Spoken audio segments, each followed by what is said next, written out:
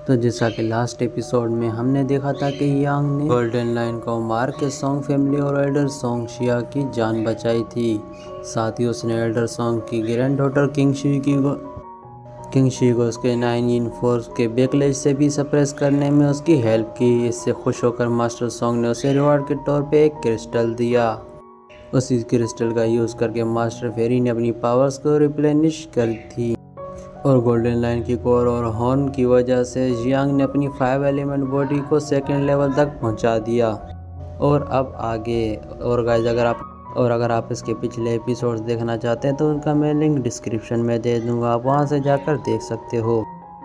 Episode की शुरुआत में हमें शियार दिखाई देती है जो सुबह सुबह जियांग से मिलने के लिए आई थी और वो कहती है जी आप फ्री तो हो ना, आप मेरे साथ चलोगे। लेकिन तभी उसकी नज़र पड़ती है जियांग ने शर्ट नहीं पहनी थी।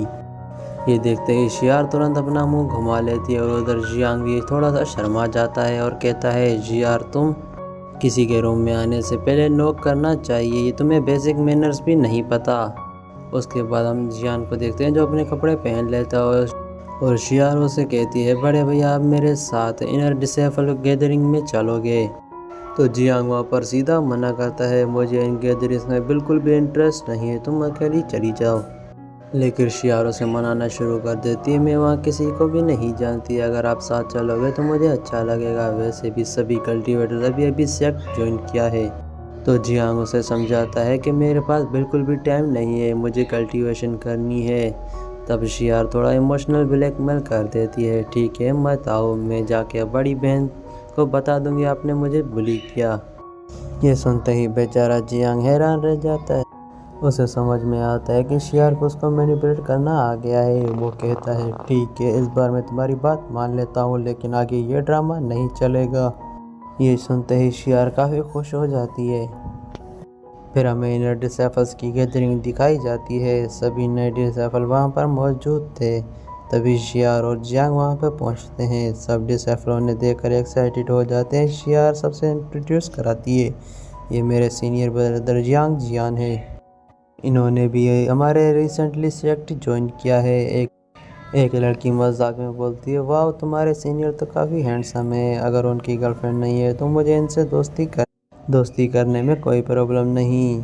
यार तुरंत बोल पड़ती है नहीं ये पॉसिबल नहीं, तुम में से कोई भी मेरे सीनियर ब्रदर की तरफ आंख उठाकर भी नहीं देखेगा। इसके बाद वहाँ दोनों बैठ जाते हैं। वहाँ पे एक बंदा था वाइटियान, उसने जियांग को देखते ही वहाँ पे पहचान लिया और वो बोला जियान मुझे बिल्कुल उम्मीद नहीं थी कि तुम यहाँ पे दिखोगे, मुझे समझ में नहीं आ रहा तुम जैसा सड़क चाप कुत्ते ने भी खुद को इतना अपग्रेड कैसे कर लिया, सालों तक तुम टांग फैमिली के टुकड़ों पर पलते रहे और आज स्टार क्लाउड फ्रैक्शन में इनर डिसेबल बन गए। तो जियांग उसे पहली बार देख रहा था और वो कहता है क्या तुम मुझे जानते हो। तो वाइटियान हंस कर कहता है ड्रामा बंद करो। फिर वो सब डिसेबल जियांग के पास्ट बताने लगता है, ये बंदा बहुत एरोगेंट था, इसने मेरे सीनियर टियानशु को चैलेंज किया था और मेरे सीनियर ने इसकी ब्लड लाइन डिस्ट्रॉय करके इसका घमंड तोड़ दिया और ये इतना वीक हो गया था कि टियानी मार्शल एकेडमी ने इसे धक्के मार के निकाल दिया। एक वक्त ऐसा था कि ये खुद को जीनियस कहता था लेकिन बाद में एकेडमी का जोक बन गया। और ये सुनकर वहाँ पर शियार काफ़ी भड़क जाती है, वो गुस्से में कहती है अपनी बकवास बंद करो, अगर तुमने लिमिट क्रॉस की तो अच्छा नहीं होगा, मेरे सीनियर का पास्ट से तुम्हारा कोई लेना देना नहीं, अभी तो उनसे माफ़ी मांग लो। लेकिन वाइटियान मना कर देता है शियार तुम इसकी सीधी शक्ल देखकर धोखा खा गई हो, इसकी ब्लड लाइन डिस्ट्रॉय हो चुकी है तो सेक्ट का डिसेबल हो ही नहीं सकता, ज़रूर इसने चीटिंग की है। अब वहाँ पर जितनी भी लड़कियाँ आती हैं वहाँ पर जियांग को अजीब नज़रों से देखने लगती हैं और जियांग को भी वहाँ पर काफ़ी गुस्सा आ रहा था, लेकिन उसने प्रॉमिस किया था कि वो यहाँ पर कोई भी प्रॉब्लम नहीं करेगा, इसलिए वो चुप रहता है। लेकिन शियार का पेशेंस ख़त्म हो चुका था।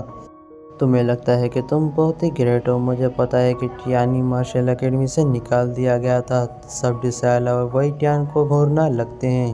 वाइटियान डिफेंड करते हुए बोलता है कि मुझे निकाला नहीं गया था, मैंने खुद एकेडमी छोड़ दी थी और अब जियान का केस अलग है, उसे लूज़र समझकर निकाला गया था, इस कचरे ने मेरी कंपैरिजन मत करो। शियार हंस कर कहती है जिसके घर शीशे का होता है वो दूसरों पर पत्थर नहीं मारते, लेकिन असली लूजर तुम हो। तुम हेवन पाथ में चैलेंज से डर के भाग गए थे, इसलिए सेक्ट ने तुम्हें निकाल दिया।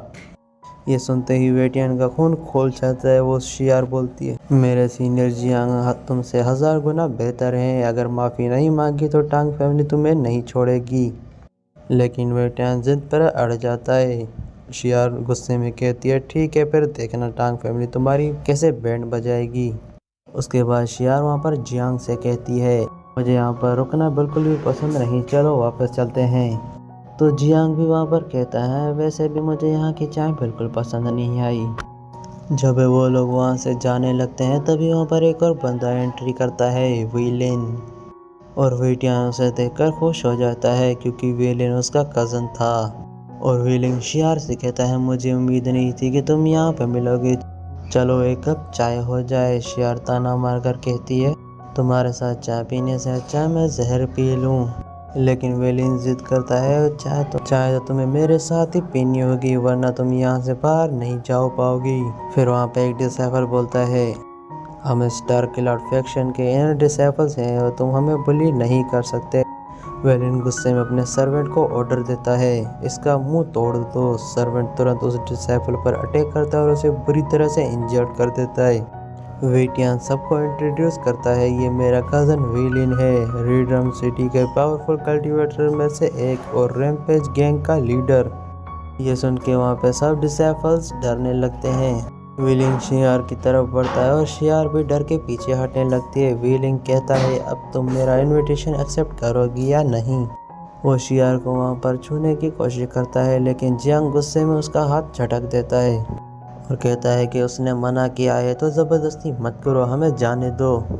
तो वेलिन गुस्से में कहता है, ये जंगली कुत्ता कौन है जो मेरे सामने भौंक रहा है। वो अपने सर्वेंट को ऑर्डर देता है कि जियांग पर अटैक करने के लिए, लेकिन अटैक होने से पहले ही जियांग अपनी सोड एनर्जी को एक्टिवेट कर देता है और एक ही ट्रैक में सर्वेंट को दूर फेंक देता है। सब लोग शॉक हो जाते हैं और वेटियन भी हैरान रह जाता है, इसकी ब्लड लाइन तो डिस्ट्रॉय हो चुकी थी, फिर ये इतना स्ट्रॉन्ग कैसे हुआ।